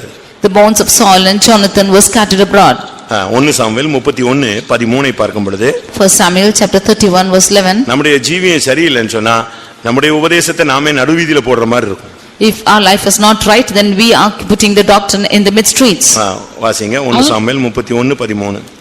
அவர்களுடைய எலும்புகளை எடுத்து யாபேசில் இருக்கிற தோப்பிலே அடக்கம் பண்ணி 7 நாள். அதுக்கு முன்னால எங்க கடந்துச்சு அந்த அவங்க எலும்புகள் எல்லாம்? Before that, where were their bones found? 10ஆம் வசனத்துல அவன் உடலை பெத்சானில் அலங்கத்திலே தூக்கி போட்டார்கள். First, in verse 10, we can see that they took out the bones in the Bethshan. யாபேஸ் பட்டணத்தார் அதை கேட்டபோது திருட்டளவாய் போய் சவுலின் உடலை அவனுடைய குமாரனுடைய எலும்புகள் எல்லாம் தூக்கிட்டு ஓடி வந்துட்டாங்க. When the inhabitants of Jabesh Gilead heard it, they went and stole away the bones of Saul and his son. 13ஆம் வசனத்துல அவங்களுடைய எலும்புகளை எடுத்து வந்து தோப்பிலே அடக்கம் பண்ணினார்கள். Verse 13, they took their bones and buried them under a tree. பாருங்க சவுலின் எலும்புகள் எல்லாம் எங்க கடந்து எங்க இருந்து எங்க எடுத்து வந்து எங்கேயோ அடக்கம் பண்ணி வச்சாங்க. See where the bones of Saul were found and they brought it somewhere and buried it somewhere. எப்படி இருக்கும்னு பாருங்க. How this situation will be? அபிஷேகம் பண்ணப்பட்டவன் தான். He was an anointed person. அபிஷேகம் பண்ணப்பட்டும் நம்முடைய ஜீவியத்திலே உபதேசத்தின்படி வாழ்க்கை இல்லைன்னு சொன்னா நம்முடைய வாழ்க்கை எங்கேயோ போய் முடிஞ்சிரும். If the anointed ones are not living according to the doctrine, then our life will end up somewhere. அபிஷேகம் பெற்றும் அவனுடைய வாழ்க்கையில உபதேசத்தின்படி வாழ்க்கை இல்லாதபடினால அவன் சூசைடை நாடினான். If even after anointing he did not have the life according to the doctrine, he decided to suicide. அபிஷேகம் பெற்றும் உபதேசத்திலே தன்னுடைய வாழ்க்கையை கட்டி எழுப்பாதபடினா அவன் அஞ்சனம் பார்க்கிறவங்களை குறி சொல்லுகிறவர்களை தேட ஆரம்பித்தான். Because his life was not based upon this doctrine, even after he was anointed, he searched for sorcery. தன்னைத்தானே அழிக்க அவன் முற்படுகிறான். He wanted to destroy himself. தேவனோடு ஒப்புரவாக அவனுக்கு வாய்ப்பு கிடைத்து அவனால முடியல. Although he had opportunities to reconcile with God, he could not. அபிஷேகம் பெற்றவனோடு ஒப்புரவாக முடியல. And to the one who is anointed, he could not reconcile himself. அபிஷேகத்தை கொடுத்த தேவனோடு அவனால ஒப்புரவாக முடியல. He could not reconcile with God when he was anointed. அவனுடைய வாழ்க்கை மிகவும் கேள்விக்குறியாக மாறினது. His life became a question. ஆனா சவுல் தாவீது என்ன பண்ணான் தெரியுமா? But what did David do? அந்த எலும்பு தூக்குனான். David carried the bones. அதை கொண்டு போய் எங்க போய் சேர்க்கணும்? சரியான இடத்துல கொண்டு போய் சேர்க்கணும்ட்டு அந்த எலும்பை தோண்டி திருட்டளவா கொண்டு போய் அவங்க எடுத்துட்டு போனாங்க. அதுல இருந்து அவன் ஆளை வச்சு கொண்டு வந்து அதை கீசின் அவனுடைய தகப்பனுடைய கல்லறையில கொண்டு வந்து அடக்கம் பண்ணான். He took that bones which were taken in a theft way and he took those bones and brought it to Kish, his sepulchre of his father. எப்படி இருக்கும் பாருங்க. See how it would be? தனக்கு பயங்கரமான துரோகி அவன். He was a treacherer to him. தன்னை விரட்டி அடிச்சாளு. He was the one chasing him. தன்னை கொன்றணும்னு எவ்வளவோ முடிவெடுத்தவன். He had made decisions to smite him. ஆனா இவன் என்ன பண்ணான் தெரியுமா? But what did he do? அவனுடைய எலும்பை கொண்டு வந்து அவங்களுடைய தகப்பனுடைய கல்லறையில வச்சு அடக்கம் பண்ணான். He took the bones and buried it in his father's sepulchre. 2 Samuel 2 Samuel 21ஆம் அதிகாரம் chapter 21 13-14 பார்க்கும் பொழுது verses 13 and 14. அங்கே இருந்து அவர்களை கொண்டு வந்து தூக்கி போடப்பட்டவர்களின் எலும்புகளையும் அவைகளோடு சேர்த்து சவுலின் எலும்புகளையும் அவன் குமாரனாகிய யோனத்தானின் எலும்புகளையும் பென்யமீன் தேசத்து சேலா ஊரில் இருக்கிற அவன் தகப்பனாகிய கீசின் கல்லறையில் அடக்கம் பண்ணுவித்தான். பாத்தீங்களா? அந்த எலும்புகள விஷயத்துல ரொம்ப கவனமாக இருந்தாங்க. He was very careful about the matter of bones. நம்முடைய இதுல இருந்து என்ன விளங்கணும்னா நம்முடைய ஜீவியத்திலே அபிஷேகம் இருந்தாலும் உபதேசம் இல்லாட்டா நம்முடைய எலும்புகளுக்கு என்ன செய்யாது? மீட்பு கிடைக்காது. From this நம்முடைய வாழ்க்கைக்கு மீட்பு கிடைக்காது. What do we understand from this? Even if we have anointing, if we have no doctrine, there's no redemption for our life. அபிஷேகம் எல்லாருக்கும் கிடைச்சிருக்கு. Anointing, all of them are receiving. இன்னைக்கு எல்லா சபையிலும் அபிஷேகம் ஆவியானவர் இறங்குறார். There is a Holy Spirit descending in all churches today. ஆனா அந்த சத்திய ஆவியானவர் வரும்பொழுது சகல சத்தியத்துக்குள்ள வழிநடத்துவாருங்கற அந்த இடத்துக்கு அவங்க ஆவியானவரை தங்களுக்குள்ள என்ன செய்யறது இல்ல, அனுமதிக்கிறது இல்ல. But they are not admitting that Holy Spirit to work in them, that the Spirit of truth when he comes will lead in all truth. தாங்க இருக்கிற சபையினுடைய சத்தியத்துக்கு மட்டும் தான் நடத்துவார்னு சொல்லிச்சிட்டு அந்த குறிக்கப்பட்ட சத்தியத்துக்கு அந்த சபைக்குடைய சத்தியத்துக்குள்ள தான் இருக்காங்க. சகல சத்தியம் என்கிறதான தேவபக்திக்கேற்ற அப்போஸ்தல உபதேசத்துக்கு வர்றதில்ல. They only applying the truth which is found in their church alone. They are not going into all the truth which the Spirit of God is leading them and coming to the apostolic fellowship. Bible என்ன சொல்லிருக்கு? What does the word of God say? சத்திய ஆவியானவர் வரும்பொழுது சத்தியத்துக்குள்ள இல்ல, சகல சத்தியத்துக்குள்ள உன்னை நடத்துவார். அதனுடைய சரியான அர்த்தம் என்னன்னா சகல சத்தியங்கிறது அது தேவ பக்திக்கேற்ற அப்போஸ்தல உபதேசத்தை தான் காண்பிக்கிறது. When the Spirit of God shall come into you, He shall lead you into all the truth that means the doctrine of the apostles. கர்த்தருடைய பரிசுத்த நாமத்துக்கு மகிமை உண்டாவதாக. Glory be to the holy name of the Lord. இவன் என்ன பண்ணா? What did he do? இந்த எலும்பெல்லாம் அங்கங்க இருந்து எடுத்துட்டு வந்தான். He carried all the bones from everywhere. Collect பண்ணி கொண்டு வந்தான். Collected all the bones. எங்கேயோ கடந்தது கொண்டு போய் அவங்க ஒரு இடத்துல அடக்கம் பண்ண, இவன் அங்க இருந்து அதை கொண்டு வந்து தகுந்த இடத்துல கொண்டு வந்து நிறுத்தின பொழுது இந்த கரெக்டா இந்த எலும்பை கொண்டு வந்து அந்த இடத்துல அடக்கம் பண்ண போது கர்த்தர் அவனுடைய விண்ணப்பத்துக்கு செவி கொடுத்தார். From somewhere they collected the bones and brought them and buried somewhere, but he collected those bones and he buried them in his father's sepulchre. Then the Lord hearkened to him. 2 Samuel 21:14 last போர்ஷனை பார்த்தீங்கன்னா 2 Samuel chapter 21:14 verse the last portion. அதற்கு பின்பு தேவன் தேசத்திற்காக செய்யப்பட்ட வேண்டுதலை கேட்டருளினார். போதுமா? அதற்கு பின்பு தேவன் தேசத்துக்காக செய்யப்பட்ட வேண்டுதலை கேட்டருளினார். After that God was entreated for the land. நாம் உபதேசத்தின்படி இருந்தோம்னா கர்த்தர் நம்முடைய ஜெபத்தை கரெக்ட்டா கேட்பார். If we are living according to the doctrine, then the Lord will hearken to our prayer. கர்த்தருடைய பரிசுத்த நாமத்துக்கு மகிமை உண்டாவதாக. Glory be to the holy name of the Lord. அடுத்து 2 ராஜாக்கள் 13 அதிகாரம் 21 வசனத்துல எலிசாவின் எலும்பை பற்றி பைபிள்ல படிக்கிறோம். 2 Kings chapter 13 verse 21 we can see about the bones of Elisha. ஒரு வல்லமையான மனிதன். அப்பொழுது அவர்கள் ஒரு மனுஷனை அடக்கம் பண்ண போகையில் அந்த தண்டை கண்டு அந்த மனுஷனை எலிசாவின் கல்லறையில் போட்டார்கள். அந்த மனுஷனின் பிரேதம் அதிலே விழுந்து எலிசாவின் எலும்புகளின் மேல் பட்டபோது அந்த மனுஷன் உயிரடைந்து தன் கால்களை ஊன்றி எழுந்திருந்தான். 2 ராஜாக்கள் 13:21 நாம் இதை பார்க்க முடியும். 2 Kings 13:21 we can see this. இங்கே எலிசா மரித்த ஒரு சூழ்நிலையை நாம் பார்க்கிறோம். Here we see of the state where Elisha was dead. இரட்டிப்பான அபிஷேகம் உள்ள ஒரு மனிதன். He was a double anointed person. அவன் வாஞ்சித்தபடியே கர்த்தர் அவனுக்கு அதை கொடுத்தார். As he desired, the Lord gave him. அவனும் அந்த ஊழியத்தை சரியான விதத்தில் செய்து முடித்தான். He too fulfilled the ministry in the right way. வியாதிப்பட்டான். He became sick. மரணத்துக்கு ஏதுவான வியாதியாக மாறினது. And his sickness went to death. அவனுடைய ஓட்டம் முடிந்தது. And his race finished. அவனை கொண்டு போய் ஒரு கல்லறையில அடக்கம் பண்ணி விட்டார். And they buried him in a sepulchre. இப்போ ஒரு மனிதன் எதேச்சையாக இறந்து போயிருந்தான். Now a man was buried in that way. அவனை அடக்கம் பண்ணுவதற்காக தூக்கிட்டு வந்தாங்க. And they took him to bury him. இவங்க தூக்கிட்டு வரும்பொழுது சத்துரு தேசத்திலிருந்து போர் பிரகடனம் பண்ணி சத்துருக்கள் போராயுதத்தோடு வந்துட்டாங்க. When they carried him to bury, suddenly there came a troop along with their weapons from the enemy's land. அவங்க இந்த எதிரிகளுடைய ராணுவத்தை பார்த்த உடனே இந்த ஜனங்களுக்கு போய் அடக்கம் பண்றதுக்கு தைரியம் இல்லை. When they saw the troop of that enemy, these had no courage to go and bury. அவங்க என்ன பண்ணாங்க? Immediately what they did? பக்கத்துல இருந்த கல்லறையாகிய எலிசாவின் கல்லறையிலே ஆரதிக்கு போட்டு போயிட்டான். அடக்கம் பண்ணல, கல்லறையில் போட்டார்கள். தூக்கி போட்டு ஒரே அவ்வளவு ஓடி போயிட்டாங்க. They cast the man into the sepulchre of Elisha and went away. என்ன நடந்துச்சு தெரியுமா? What happened was, இவங்க தூக்கி போட்டு போனாங்க, அவன் எழும்பி இவங்க பின்னாலேயே போயிட்டான். they cast him and went, but he revived and he followed them back. ஒரு மேஜிக் மாதிரி. It was like a magic. அவங்க தூக்கி போட்டு ஓடுனா இவன் எந்திரிச்சு திருப்பி அவங்க பின்னால ஓடுனா எப்படி இருக்கும் ஓட்டம்? When they cast him and went, when he is walking behind them, how it will செத்து be? போனவன் பின்னால எந்திரிச்சு ஓடி வந்தான்னா இவன் எங்க போய் நிப்பான் மத்தவெல்லாம்? One who is dead, if he is following him, where will the others will go and stand? யோசிச்சு பாருங்க. You just think and see. இவனை தூக்கி போட்டா இவன் எழும்பிட்டான். When he was cast into the sepulchre, he rose up. பார்த்தா சத்துருக்கள் இவங்க எல்லாம் சத்துருக்களை பார்த்து ஏற்கனவே ஓடிக்கிட்டு இருக்கிறான். இப்ப இவன் என்ன செஞ்சான்? இவனும் ஓட வேண்டியதா? When all of them were afraid of their enemies, he is also running along with them. பாருங்க, செத்து போய் எத்தனையோ வருஷமாகி many years together that he is dead and gone. சரீரம் எல்லாம் அழுகி நாரி சதையெல்லாம் எல்லாம் காலியாகி போய் வெறும் எலும்பு தான் கிடக்கு. ஆனா அந்த எலும்புல பட்ட ஒரு மரித்த மனிதன் என்ன செஞ்சான்? உயிரடைந்தானா எவ்வளவு பெரிய பவர் அந்த எலும்புக்குள்ள இருந்திருக்குன்னு பாருங்க. When all his flesh were decayed and his body was only the bones was remaining, see how much of reviving power was there that the body also should be revived.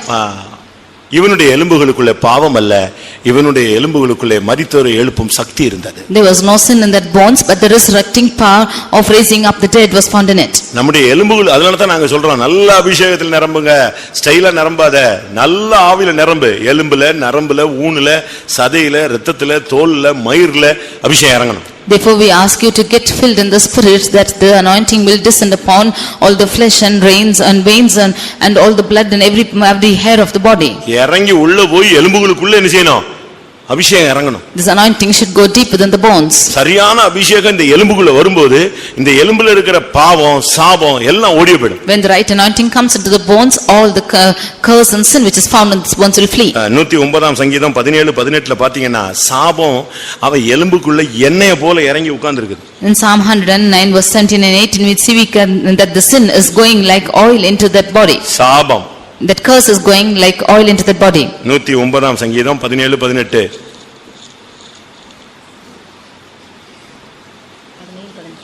சாபத்தை விரும்பினான், அது அவனுக்கு வரும். அவன் ஆசீர்வாதத்தை விரும்பாமற் போனான், அது அவனுக்கு தூரமாய் விலகிப்போம். சாபத்தை அவன் தனக்கு அங்கியாக உடுத்திக் கொண்டான், அது அவன் உள்ளத்தில் தண்ணீரை போலவும் அவன் எலும்புகளில் எண்ணெயை போலவும். அவன் எலும்புகளில் எண்ணெயை போல இறங்கும். His curse is going like oil into his bones. சாபம் அவன் எலும்புக்குள்ள போய் செட்டில் ஆனா அவன் வாழ்க்கை எப்படி இருக்கும்னு யோசிச்சு பாருங்க. When you see curse settled in his bones, see how his life will be found. பாவம் அவன் எலும்புக்குள்ள போனா அவன் வாழ்க்கை எப்படி இருக்கும்னு பாருங்க. When sins enter his body bones, how it will be found? அவன் பாவியாய் சபிக்கப்பட்டவனாய் போய் விடுவான். He will become a sinner and a cursed person. ஆனா இங்க என்ன நடந்துச்சு? But what happened here? இவனுடைய எலும்புகளுக்குள்ள யோசேப்பின் எலும்புகளுக்குள்ள பரிசுத்தம் இருந்தது. இவனுடைய எலும்புக்குள்ள என்ன இருந்துச்சு? அழியாத ஜீவனுக்குரிய வல்லமை இருந்தது. In the bones of Joseph were found no sin, but in the bones of Elisha there was a resurrecting power which was மரித்தோரை எழுப்பும் சக்தி இருந்தது. That was a power which will quicken the dead. இந்த சரீரம் உயிரோடு இயேசு வரும் பொழுது இல்லாவிட்டால் உயிர்த்தெழுதலின் நாள்ல எலிசா உயிரோடு எழும்புவாரா இல்லையா? Will this body with the bones of Elisha on the resurrection they will rise up? மற்றவனே எழுப்பக்கூடிய சக்தி இருக்கு. அப்ப இது எவ்வளவு ஸ்பீடா எழும்புன்னு யோசிச்சு பாருங்க. But because it has the power to raise up the other bones itself, how much more it will have the power. நம்முடைய எலும்புகள்ல நம்ம சாகும் பொழுது சாபமோ பாவமோ இருக்க கூடாது. பரிசுத்தமும் தெய்வீக சக்தியும் உள்ள இருக்கணும். At the time of death there should not be sin or curse in our bones, but there should be holiness and divine power. இல்லனா ஒரு பிரயோஜனம் கிடையாது. Without this there's no use. ஒரு சிலர்லாம் கர்த்தருடைய வார்த்தையை பேசுறதே கிடையாது. Some of them are not speaking the word of the Lord. நல்லா கவனிச்சுக்கோங்க, தூங்காத. Hearken properly. கர்த்தருடைய வார்த்தையை ஒரு சிலருக்குள்ள இருந்து வேலை செய்ய அனுமதிக்கிறது இல்ல. Some of them don't admit the word of God to work in them. நான் சொல்றதை நல்லா கவனிங்க விசுவாசிகள். All the believers and servants of God. கர்த்தருடைய வார்த்தை உனக்குள்ள வந்து ஏதோ ஒன்னு செய்ய போகுது அப்படினு சொன்னா அதை செய்ய அனுமதிக்கணும். If the Lord wants the word of God to come into you and work in you, you should admit it. கர்த்தருடைய வார்த்தை உனக்குள்ள இருந்து வெளியே வரணும்னா நீ அதை செயல்படுத்தணும். சொல்லணும். If the word of God should come out of you, you should proclaim or announce it. கர்த்தருடைய வார்த்தை உனக்குள்ள வேலை செய்ய விடாம கர்த்தருடைய வார்த்தை உனக்குள்ள இருந்து வெளியே வர விடாம நீ அடைபட வச்சின்னு சொன்னா அது உன் எலும்புக்குள்ள எப்படி வேலை செய்யும்? அக்னியா மாறிடும். If you control yourself without allowing the word of God to operate from you, then it will become a fire in your bones. அதனால தான் நல்ல ஊழியக்காரங்க கூட வியாதியஸ்தரா நல்ல விசுவாசிகள் கூட பலவீனர்களாக மாறுறதுக்கு காரணம் எலும்பு வலிக்குது கால் வலிக்குது அதெல்லாம் ரீசன் இதுதான். கர்த்தருடைய வார்த்தையை நீ அடைச்சிட்ட, பிரேக் பண்ணி வச்சிட்ட. That is why good servants of God or believers also becoming sick, because you have controlled or broken the word of God. Jeremiah 20ஆம் அதிகாரத்துல பார்க்கும் பொழுது chapter 20 அதுல தெளிவா சொல்லி இருக்கு. It is clearly said about this. என்ன சொல்லி இருக்கு? 9ஆம் வசனம். Verse 9. எரேமியா 20:9. ஆதலால் நான் அவரை பிரஸ்தாபம் பண்ணாமலும் இனி கர்த்தருடைய நாமத்திலே பேசாமலும் இருப்பேன் என்றேன். எப்படி? நான் இனிமே கர்த்தரை பத்தி பேச மாட்டேன், சாட்சி சொல்ல மாட்டேன், பிரசங்கம் பண்ண மாட்டேன், தீர்க்கதரிசனம் சொல்ல மாட்டேன், நான் அவரை பிரஸ்தாபம் பண்ண மாட்டேன். இனி கர்த்தர் பேசினா பேசுறாரு, பேசாட்ட போறாரு, ஊழியம் நடந்தா நடக்குது, நடக்காட்ட போகுது. நீ இல்லைன்னா அவருக்கு எவ்வளவு பேர் இருக்கிறான். இந்த எலியா ஒருத்தன் கிடந்துகிட்டு நான் ஒருவன் மாத்திரம் கண்ணை மூடி ஜெபிச்சான். அவரு பதில் சொன்னாரு, வித்தியாசமா பேசாத, எத்தனை பேர் இருக்கிறான்? 7000 பேரை நான் உன்னை விட ஜாஸ்தியான 7000 பேரை வச்சிருக்கேன்னு சொன்னார். If you say that I will no more speak or I will no more speak the word of God or no more prophesy or no more work, கிருபையா ஒரு சான்ஸ் கொடுத்திருக்காரு. செய்யலன்னா தூக்கி எறிஞ்சிட்டு அடுத்த ஆளை தூக்கிட்டு போயிட்டே இருப்பார். The Lord has given a gracious chance to you. If you do not do it, he will give it to the others and go away. 9ஆம் வசனம் மறுபடியும் வாசிங்க. ஆதலால் நான் அவரை பிரஸ்தாபம் பண்ணாமலும் இனி கர்த்தருடைய நாமத்திலே பேசாமலும் இருப்பேன் என்றேன். ஆனாலும் அவருடைய வார்த்தை என் எலும்புகளில் அடைபட்டு எரிகிற அக்னியைப் போல் என் இருதயத்தில் இருந்தது. அதை சகித்து இளைத்து போனேன், எனக்கு பொறுக்க கூடாம போயிற்று. போதுமா? தெளிவா இருக்கா இந்த வசனம்? நான் ஊழியம் செய்ய மாட்டேன், பிரசவம் பண்ண மாட்டேன், நான் ஊழியம் அது செய்ய மாட்டேன், கர்த்தருடைய வார்த்தையில நான் பேச மாட்டேன், யாருனாலும் என்னனாலும் சொல்லட்டும், இனி சாகுற வரைக்கும் தீர்க்கதரிசனம் சொல்ல மாட்டேன். இதெல்லாம் விளங்காத விழுந்து போன பிரதிஷ்டை. If you say that I will not do the ministry, I will not say the word of God, I will not prophesy, I will not do like this, even until the death, these are all consecrations which are not useful. இப்போ என்ன நடந்தது? What happened now? அவருடைய வார்த்தை என் எலும்புகளில் அடைபட்டு விட்டது. Now his word is being shut up in my bones. ஒரு பிள்ளை பூச்சியை தூக்கி வயித்துல கட்டி வச்சுக்கோங்க, எப்படி இருக்குன்னு பாருங்க. You take the bones. பிள்ளை பூச்சி தெரியுமா? இந்த திருடன் வந்து திருடனியான்னு சொன்னா ஒத்துக்க மாட்டான். அதனால என்ன செய்வாங்க, போலீஸ்ல தொப்புள்ள வச்சு இந்த பிள்ளை பூச்சியை கட்டி வச்சிருவான். For a thief if you உண்மைதானே? அவ்வளவுதான். அது போட்டு அரிக்கிற அரியில இத்தனாம் தேதி இந்த இடத்துல இன்னென்ன பண்ணன்னு சொல்லிடுவான். 10 நிமிஷம் சொல்லிடுவான். இல்லன்னா அவன் செத்தான், தொலைஞ்சான். அதே மாதிரி இந்த கர்த்தருடைய வார்த்தையை நீ சொல்லாம விட்டுட்ட, உனக்கு வந்து ஒரு இன்னைக்கு தீர்க்கதரிசனம் சொல்லல போட்டோம், யார் மூலமாவும் பேசட்டும் அப்படின்னு நீ போயிட்ட. ஆனா இந்த வார்த்தை உனக்குள்ள எங்க போகுது? எலும்புகள்ல போய் அக்னி மாறி மாறி அது உன்னை ஒரு வழியாக்கி பொறுக்கவும் முடியாது, சகிக்கவும் முடியாது, இழைச்சு போயிருவ. அதனுடைய ஒரு வியாதியஸ்தராய் ஊழியர்கள் விசுவாசிகள் மாறுவதற்கு எந்த பாவமும் செய்யாமல் இந்த பாவம் செஞ்சதுனால உள்ள விளைவு இது. We see that when you shut up the word of God and say that you will not prophesy or declare the word of God anymore, then this is the reward for the that it's when it's shut up in the bones, you become weary and forbearing and you become sick for servant of God or believer. நீ சொல்லாம இருப்ப, இன்னொருத்தன் டக்குனு அதே வார்த்தையை அப்படி தீர்க்கதரிசனம் சொல்லுவான். You might not say, whereas the others will prophesy the same word. இல்ல பிரசங்கத்துல அது வெளியாயிடும். Or it will come out in the message. நீ ஒண்ணே ஆமால நமக்கு சொன்னாரு சோத்திரம் சோத்திரம் சொல்லிட்டு அப்படி விட்டுட்டு போவ. அதுக்கு பிறகு பாத்தீங்கன்னா இந்த வார்த்தை உள்ள கிடந்து எங்கேயும் போக முடியாதுல்ல. எங்க போவோம்? எங்க போகும்? எலும்புகளுக்குள்ள தான் போகுது. You will not utter the prophecy, but the word of God will come out. கர்த்தருடைய வார்த்தை ஒரு அக்னி. The word of God is a fire. இப்ப அந்த அக்னி என்ன செய்யாது? அவியாது. But this fire will not be quenched. இது உள்ள கடந்து எலும்புகளுக்குள்ள போய் கைக்குள்ள போய் காலுக்குள்ள போய் கடைசில ஒன்னால அது பொறுக்க முடியாம சகிக்க முடியாம இளைச்சி போற நிலவரத்துல உன் இருதயத்துல மாறிடும். Word of God will go into your bones and with no doubt are able to bear, it is becoming weary within your bones. அதனால தீர்க்கதரிசனம் கர்த்தருடைய வார்த்தைன்னா சொல்லிடணும். Therefore if it's the prophecy or the word of God, you should utter it. பரியாசம் பண்றதுக்குன்னு ஒரு 10 பேர் சபையில கர்த்தர் வச்சிருக்காரு, அவன் பண்ணிட்டே இருப்பான். There are 10 of them to tease in the church and he will do it. உன்னைய சொல்லாதன்னு சொல்றதுக்கு ஒரு கூட்டம் சீயோன் கோட்டை தான். சீயோன் கோட்டையில ஒரு கூட்டம் குருடன் இருக்கான், ஒரு கூட்டம் சப்பானி இருக்கான். In the fort of Zion there are a group of lame and a group of blind. ஆனா நீ அதெல்லாம் பத்தி கவலைப்படக்கூடாது. But you should not be afraid of them. உன்னுடைய எலும்புகளுக்குள்ள என்ன இருக்கணும்? கர்த்தருடைய வல்லமை இருக்கணும். In your bones should be the power of God. கர்த்தருடைய வார்த்தையை பிரேக் பண்ணிட்டு உன்னுடைய எலும்புகளுக்குள்ள அக்னியை கொண்டு வந்து மாட்டிக்கிட்டு வியாதியஸ்தனா மாறிராத. You breaking the word of God and the power of God, do not become a sick person. எசேக்கியேல் 37ல ஒருத்தன எசேக்கியேலை கொண்டு போய் பள்ளத்தா எலும்புகள் நிறைந்த பள்ளத்தாக்குல நிப்பாட்டிட்டு தீர்க்கதரிசனம் சொல்லுன்னாரு. நல்ல ஒரு விசுவாசிக்கு தீர்க்கதரிசனம் சொன்னாலே அல்லேலூயா சொல்ல மாட்டான். In Ezekiel chapter 37, the Lord brought him to the valley of bones and asked him to prophesy. அப்படிதானே? நல்ல ஒரு 100 விசுவாசி இருக்கும்போது ஒரு ஹிட் பாயிண்ட் சொல்லி பாருங்க, அப்படியே உட்கார்ந்திருப்பான். அவனுக்கு ஒரு உற்சாகம் வராது, அல்லேலூயா வராது. இப்ப அப்படிதான் இப்போ வந்து லெவல் இருக்கு. In the midst of the 100 believers also, if you prophesy, he will not be enthusiastic enough to say hallelujah. இங்க மனுஷனே இல்ல, கிடக்கிறதெல்லாம் என்னது? செதறி போன எலும்பு. இதுக்கு போய் தீர்க்கதரிசனம் சொல்லுன்னு சொன்னாரு. அவன் சொன்னா தீர்க்கதரிசனம் சொல்ல முடியா? சொன்னா இதெல்லாம் சரியாயிருமான்னு கேட்டா அவன் சொன்னா அது உங்களுக்கு தான் என்ன செய்யும் தெரியும்னு சொல்லிட்டு அவரே திருப்பி விட்டான். There are no human beings at all, but he is asking to go and prophesy to the bones. Will it be alive? He asked. ஒரு சிலருக்குலாம் இந்த பிரசங்கம் கேட்டா பச்சை தண்ணி மாதிரி உட்கார்ந்திருப்பாங்க. Some of them, even after hearing this message, they will be like cold water. ஒரு சூடு ஜொரணம் ஒண்ணுமே கிடையாது. They will have no effect at all. இயேசு வர்றாருன்னா உடனே எலும்புலாம் சர்ருன்னு எழும்பிரணும். When Jesus is coming, your bones should all rise up. உனக்குள்ள ஒரு புத்துணர்ச்சி உண்டாகணும். There should be a quickening within you. இயேசுக்காக சாகணும்னு உடனே ஆமா நான் சாகணும்ங்கற மாதிரி வரணும் நீ. When you are asked to die for Jesus, you should have a zeal for it. இந்த பெத்தேல் ஃபெல்லோஷிப்ல ஒரு meeting வச்சாங்களாம். They kept to conduct the meeting in Bethel Fellowship. இந்த சாம் கமலேஷ் அவர் பேசினாராம். And Sam Tamnish spoke. ரொம்ப இன்ட்ரஸ்டா பேசிட்டு இருக்காராம். He was speaking interestingly. அங்க உள்ள எல்லாம் அப்படியே உட்கார்ந்து அமைதியா உட்கார்ந்துட்டே இருந்தாங்க. All of them sitting calm, they were hearing to him. அதுல நம்ம ஒரு விசுவாசி doctor. One of our believers was a doctor there. அவரும் அந்த மீட்டிங்ல உட்கார்ந்தாராம். He too was seated in that meeting. உச்சகட்டமா சாம் கமலேஷ் பேசிட்டே இருந்துட்டு கடைசில சொன்னாராம், என்ன கிறிஸ்தோபர் உங்களுக்கு கூட பெண்டிகாஸ்ட் ஆச்சே உனக்கு கூட அல்லேலூயா வர மாட்டேங்குன்னு கேட்டாராம். When he was speaking to in the heights of his meeting, he said, "What brother Christopher, can you not also say hallelujah?" நீ பெண்டிகாஸ்ட் ஆச்சே கேட்ட உடனே ஏறி இருக்குமே அப்படின்னு கேட்டான். You are a Pentecost, it should have gone to your heights when you heard மத்தவங்க it. தான் சும்மா ஆர்டினரி, நான் இவ்வளவு ஸ்பீட் பண்ணிட்டு பேசிக்கிட்டு இருக்கிறேன், உங்களுக்கு கூட வரலையேன்னு கேட்டான். All the others are ordinary people, but when I am speaking like this, not one has come out.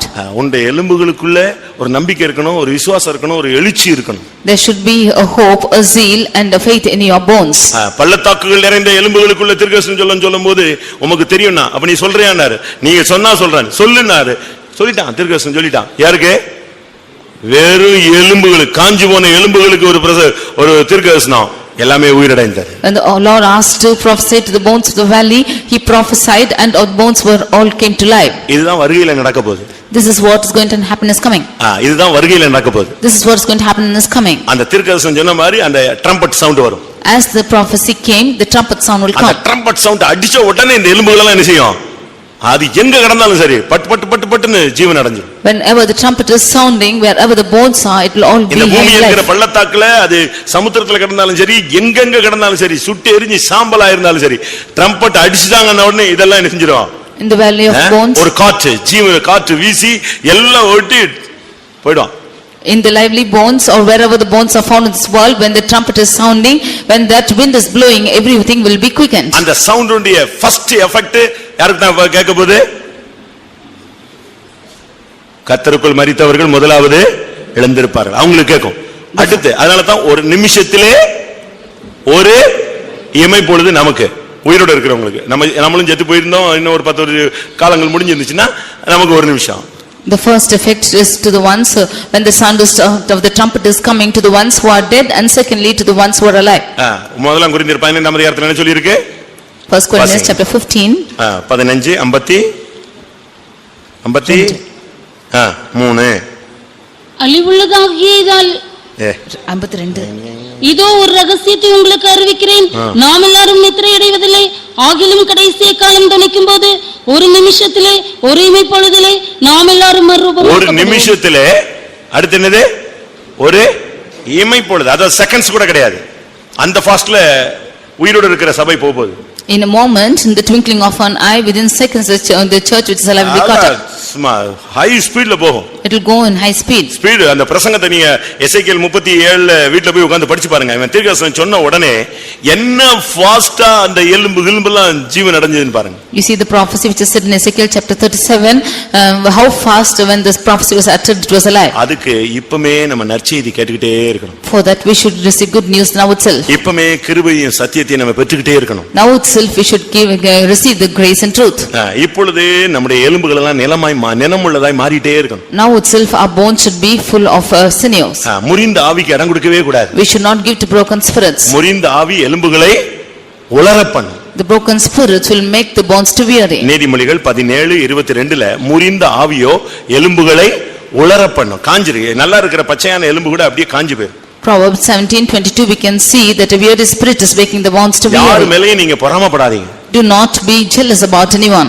ஊழியக்காரங்க மேல, விசுவாசிகள் மேல, இவங்க மேல, இவங்க மேல, யார் மேலயும் என்ன செய்யக்கூடாது? நம்ம பொறாமையே படக்கூடாது. பொறாமையோ எலும்பு உருக்கி, அவ்வளவுதான். Do not be jealous about servants of God or the believers, because jealousy is bringing caution to bones. பொறாமையோ எலும்புருக்கி. Because நீதிமொழிகள் 14:30 நம்ம இத பார்க்கலாம். in Proverbs 16:30 we can see this. 14:30 பார்க்கும்போது, in Proverbs 14:30 when we see பொறாமையோ எலும்புருக்கி, envy is the rottenness of bones. அதனால தான் நான் என்ன சொல்றேன்னா, உங்களுடைய எலும்புகள் எல்லாம் இப்பமே நல்ல பிரேயர் பண்ணி எலும்புகளை நினமுள்ளதாய் மாற்றுங்க. Therefore you should pray well and make your bones healthier. 58 ஏசாயா 58:11 கர்த்தர் வறட்சியான காலங்களில் உன்னை திருப்தியாக்கி உன் எலும்புகளை நினமுள்ளதாய் மாற்றி உன்னை வற்றாத நீரூற்றை போல. எவ்வளவு அருமையான வார்த்தை. வாசிங்க அந்த ஒரு தரம். Isaiah 8:12. கர்த்தர் நித்தமும் உன்னை நடத்தி மகா வறட்சியான காலங்களில் உன் ஆத்துமாவை திருப்தியாக்கி உன் எலும்புகளை நினமுள்ளதாக்குவார். பாத்தீங்களா?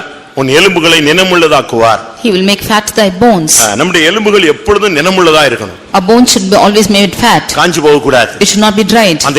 அதுக்குள்ள பாவம் வரக்கூடாது, சாபம் வரக்கூடாது. There should no sin or curse come into it. அதுக்குள்ள அக்கினி வந்து இறங்கிர கூடாது. There should no fire into it.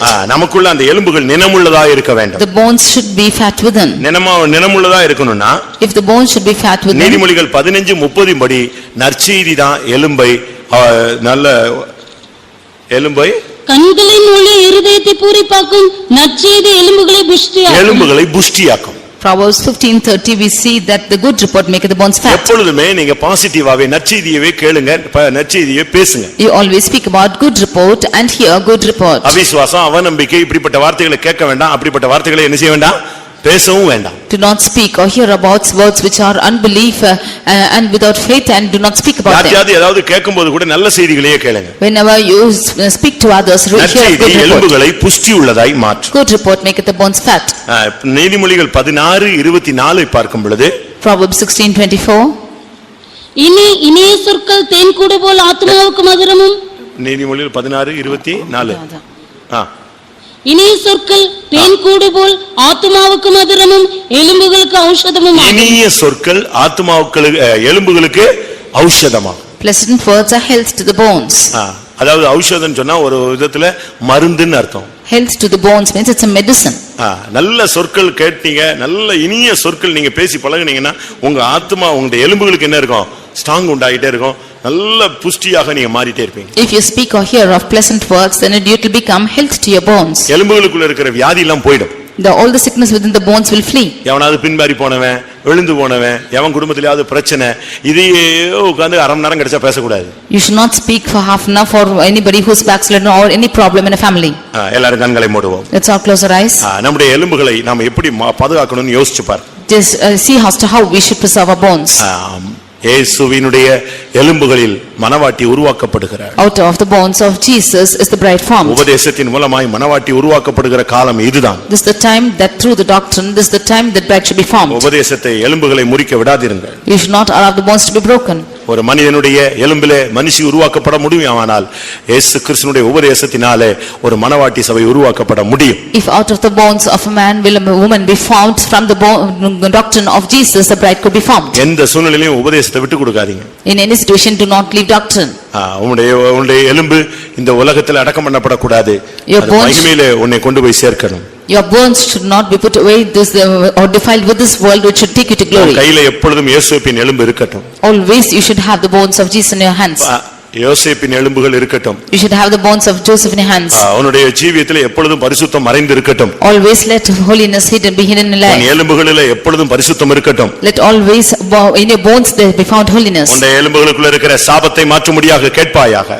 You just pray that your curse be removed from your bones. உன் எலும்புகளுக்குள்ள இருக்கிற பாவத்தை மாற்றும்படியாக கேட்பாயாக. You ask that the sin be removed from your bones. உன் எலும்புகளுக்குள்ள இருக்கிறதான உலர்ந்து போன தன்மைகளை மாற்றும்படியாக கேட்பாயாக. That the weary state of your bones be removed, you ask. உன் எலும்பு உருகி போய் கொண்டிருக்கிறதே அதை மாற்றும்படியாக கேட்பாயாக. Your bones have been broken, you pray that it should be removed. கர்த்தருடைய வார்த்தையை பேசாமல் அடைபட்டிருக்கிற அக்கினியை உன்னிலிருந்து மாற்றி போடும்படியாக கேட்பாயாக. That the fire from within you not speaking the word of God is found in your bones, remove, ask to remove. நற்செய்தி கேளுங்கள், இனிய சொற்களை பேசுங்கள். Hear of good report and pleasant words. கர்த்தாவே என் எலும்புகளை நினமுள்ளதாய் மாற்றும் என்று கேளுங்கள். Lord, you ask the Lord to make your bones fat. எலிசாவின் எலும்புகளைப் போல வல்லமையும் அபிஷேகம் உள்ள எலும்புகளாய் மாற்றும் என்று கேளுங்கள். As the bones of Elisha, you make my bones fat and flourish. என்னுடைய எலும்புகளை யோசேப்பின் எலும்புகளைப் போல மாற்றும் என்று கேளுங்கள். You ask for the bones of Joseph to be found in you. உபதேசத்தின்படி உள்ள ஒரு வாழ்க்கையின்படி என்னை உருவாக்கும் என்று கேளுங்கள். According to the doctrine of the life like this, you make my life. என்னை உம்மை போல உருவாக்கும். You make me like you. அன்றைக்கு அந்த ஆதாமுடைய எலும்பிலே ஒரு மனுஷன் உருவாக்கப்பட்டது போல கர்த்தாவே உம்முடைய எலும்புகளாகிய உபதேசத்தினாலே என்னை நீர் வரும்பொழுது மனவாட்டியாய் உம்மை சந்திக்க வையும். As a woman is made out of the bones of Adam, even so when you should come by your doctrine, you make me எத்தனை பேருக்கு ஒரு மாற்றம் வேணும்னு ஆசைப்படுகிறீர்கள்? How many of you desire a change within you? உங்களுடைய எலும்புகளுக்குள்ள ஒரு மாற்றம் உண்டாகணும், உபதேசத்துல ஒரு தெய்வீக மாற்றம் உண்டாகணும், வாழ்க்கையிலே ஊழியங்களிலே ஒரு தெய்வீக மாற்றம் உண்டாகணும், ஒரு உருவாக்குதல் நடைபெற வேண்டும் என்று வாஞ்சிக்கிறீர்கள்? How many of you desire a change within you and the doctrine and in your life also? கர்த்தர் அதை இன்றைக்கு செய்ய போகிறார். The Lord is going to do that. 2 நிமிஷம் எல்லாரும் கண்களை மூடி முழங்கால் படியிடுவோம். For 2 minutes let's close our eyes and kneel down. உங்களை நினமுள்ளதாய் மாற்றக்கூடிய வல்லமைக்கு இடம் கொடுங்க. They will give for the power to make you fat.